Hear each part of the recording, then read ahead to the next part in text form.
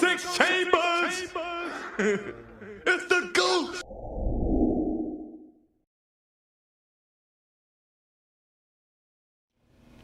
What up, y'all? This is your boy, Onslaught Tree. This is Talking Bars. And this week, we have a special guest for y'all. Let's bring him up in here. Hip-hop ambassador, content creator, specializes in music and movies. Go ahead, introduce yourself to the people. Yeah, I'm Triborough Gigolo from in New York, born and raised. I'm a content creator. I do stuff on YouTube and other platforms and social media. I'm a hip hop head. I love music, in general, many different artists and genres, and I'm just here for the culture, man. All right. Try, man. I've been watching you for a while now, and you have a passion for music and for movies, and for you talk about a lot of sitcoms and stuff. Where did your passion for music start? Like, where did you fall in love with music and hip hop? For me, it was pop music, like soul music, pop music. Growing up in the '80s, and it wasn't hardcore hip hop that pulled you in.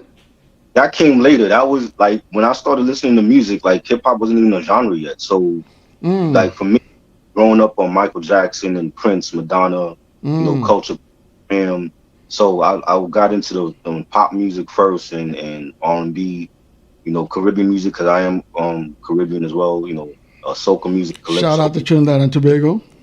Yeah, shout out to Trinidad, Barbados also, a lot of many different genres that I listened to. And then hip hop came in gradually, like, UTFO, Houdini, Run DMC, Curtis Blow, like that early hip hop. That was when I started listening to, and everything else. It just became like the soundtrack to my life later on.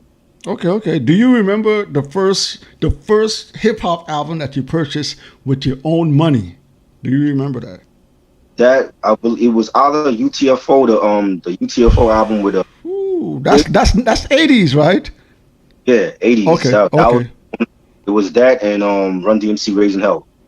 You know what I'm saying? So you were getting money. You were getting money to purchase albums back then. Try. Yes, like every like week or so, I would go to the record store with my mom. My mom's a huge record collector as well, so I got it from her. Okay. And buying the newest, new edition releases or the BARZ or whatever. So yeah, like it started to become a serious genre.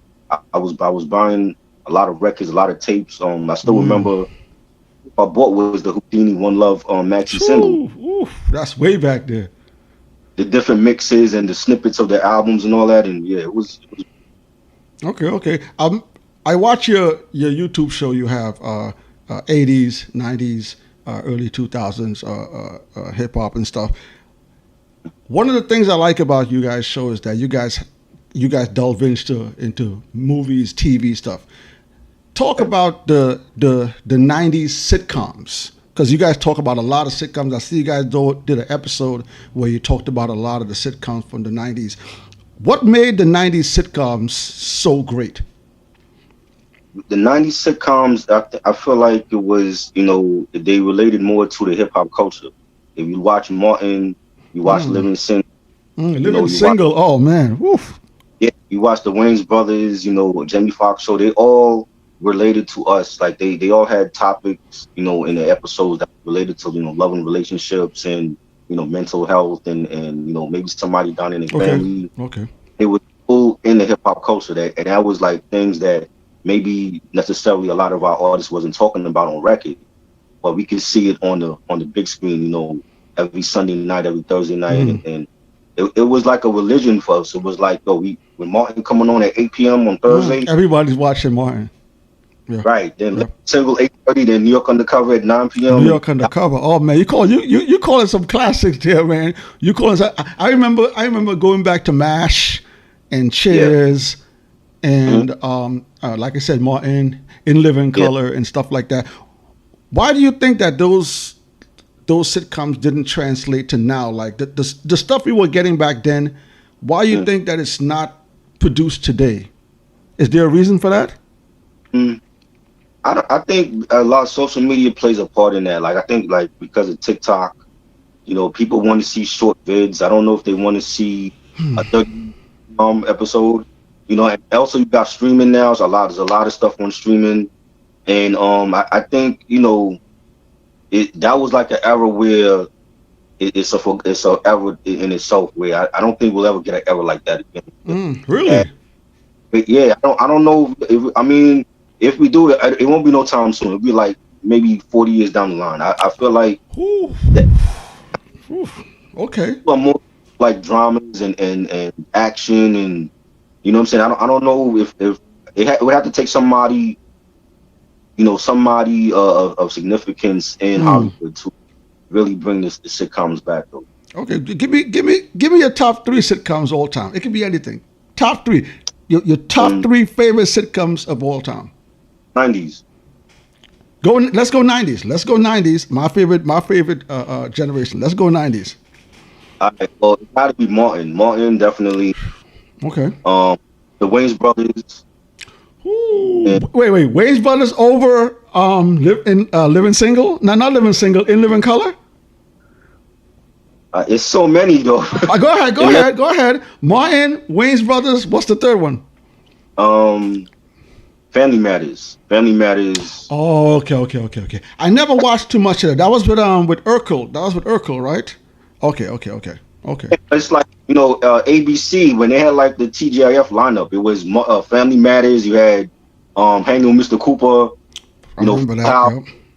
Green and Teen Rich. So that was a great lineup of shows on Friday nights. Right. For anybody that's watching this video, check out Tribo's YouTube page. They talk about when you guys talk about those sitcoms, that just brings me back to that time. I really loved a lot of the sitcoms back from the late 80s, early 90s. I want to ask you about the state of female hip hop today. Me personally, I think the state of hip hop, when it comes to females today, I think it's a little bit lacking. What's your opinion on female hip hop today? I think it's really like mainstream. I think it's really ratchet. They really putting out the wrong messages for young women. There's a couple that's I guess you could say they're role models to young women like Nicki Minaj and Megan Thee Stallion, but a lot of them now they have the same style. Like I can't really tell apart. Back in the day, we had Latifah, we had Moni Love, we had Yo-Yo, MC Lyte. You could tell each one apart. Nowadays, you don't know who's on, who's coming out with what. They all sound the same. But there are a few exceptions. I love Rhapsody. I think Rhapsody. One of my favorite MCs. I absolutely love Rhapsody. Shay Noor. Shay Noor is pretty dope as well. Who else? Who else is another one? Riveri, she's from the West Coast. Okay. There's a couple, but they're mostly like underground. Jean Grey, she's been doing it for a long time. Jean Grey's been around for a while. Shout out to Jean Grey. Mm-hmm. You know what I'm saying? But I don't know. I just feel like for the young audience that they have that are females, I think like they're pushing out the wrong messages to them at such a young age. And I think we need balance. If you're gonna listen to Cardi B, you get to know who Queen Latifah is. If you're gonna listen to Megan Thee Stallion, get to know who Nefertiti was and think, you know what I mean? Okay.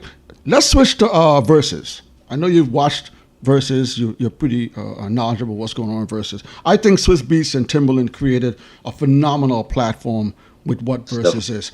They took a little hiatus. They say that they're coming back. What are your opinion on Versus? Do you think Versus is going to come back?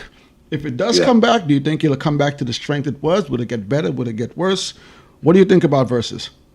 I think if they come back, it needs to be more on the. They need to have like a broader audience. Like besides hip hop and R&B, we had reggae. We had Beanie Man and Bounty Killer.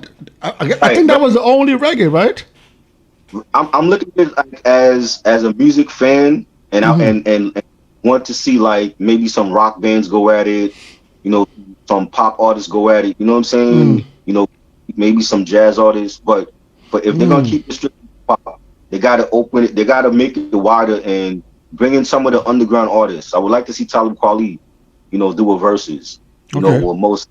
You know what I'm saying? Artists like that, where it's not just about. Most Def and Talib Kweli will be amazing. Right, it's not just about how many records you sold or how mainstream you was, and that's cool. But I feel like the underground artists can hang, and a lot of them got album cuts that are strong that the people, their fan base knows, and I think they need to, broaden it out a little bit. Okay. What's your favorite verses in the past? Like, what was your favorite verses?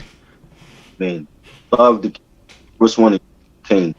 That was nice. KRS winning. Who won that one?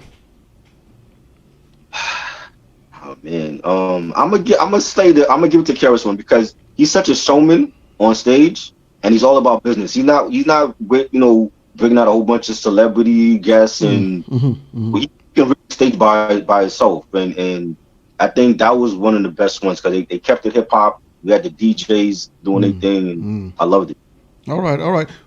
If you had to have a dream versus matchup, who is your dream versus matchup? Jay-Z and Nas. Jay-Z and Nas, not going to happen, Try. You know that's not going to happen, Try. Come on now. Jay-Z is too busy going to concerts with Blue and Beyonce. Nas is still on the scene, so you might have something going there. And I think if there's anybody that can bait Jay-Z into doing a verses, it's Nas. You gotta love to see that at Madison Square Garden, and go not even 20 for 20, go 40 for 40. It got so the Garden will definitely sell out. What you guys got coming up next for the channel? For 80s and 90s, we're planning on doing a lot of stuff like on location. I know shout out to Jamal, he's actually moving to New York very soon. Okay. Doing stuff on location around the city and doing more vids. We just finished season 2 of our podcast on all streaming. And we're gonna start season 3 in a couple of weeks. And for my channel, for Daddy Rap Podcast, I just did a Redman album ranking last night with shout out to Redman, one of my favorite MCs. It was fun. I plan on doing more album rankings with different artists too. Okay. Nas is in the mainstream still. Nas has been around. Nas has been around since the early 90s, and he's still releasing content. He released that King Disease trilogy. He released those 2 Magic albums. A lot of fans are torn. There's the old school fans like myself that still gravitate to the early Nas stuff. And then there are some fans that says, you know what, let them grow, let them create new music. Where do you stand with Nas? Do you enjoy the content he's putting out today, or do you want to see him heighten back to some of the older, more raw Nas content? I think he's making the best music of his career right now. The best of his career? Yes. Ooh. Like, when you think about it, what's another artist from his era in the 90s that's making great music at 50 years old? He's the only one. That's a good point. I think KRS is still dropping stuff here and there. I think Cool G Rap is here and there, but that's a great point. That's a good point. Yeah, and he's doing it consistently. Like, this is what we wanted 25 years ago from Nas. Like, when he was dropping stuff like Untitled and Street Disciple, a lot of people did not care for those albums. Wait. Hold on, Try. Let me hear what you guys say about Untitled. How do you feel about the Untitled, the N album? Let me hear this. I love the album concept for Untitled. Mm-hmm. The production to me is what it was shaky for. You know what I'm saying? But it's a great album concept because I feel like there's very few artists that can pull off that concept. And he did it. But I think the production and the fact that that album leaked onto the internet, it really hear nobody mention that album though. You know what I'm saying? Okay. But for me to be 50 years old and dropping every year consistent hip hop and grown hip hop, that's what I call it. It's grown hip hop, and I think he's making the best music of his career. Okay. Well, look, Try. This is part of the show where we're gonna call Rapid Fire Minute. Put the clock on. We're gonna give you a minute, Try, and you gotta answer as much questions as you can. You can answer either or you can punk out and say you pass. All right. So we're gonna start the clock, and we're gonna ask you a series of questions. Answer either or no comment. You ready? Yeah. All right, let's start the clock. You got 1 minute. Lil' Kim or Foxy Brown? Foxy Brown. Okay. Ice Cube or Notorious B.I.G.? Biggie.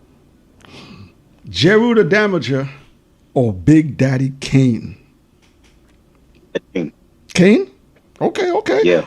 EPMD or Mobb Deep? Mobb Deep.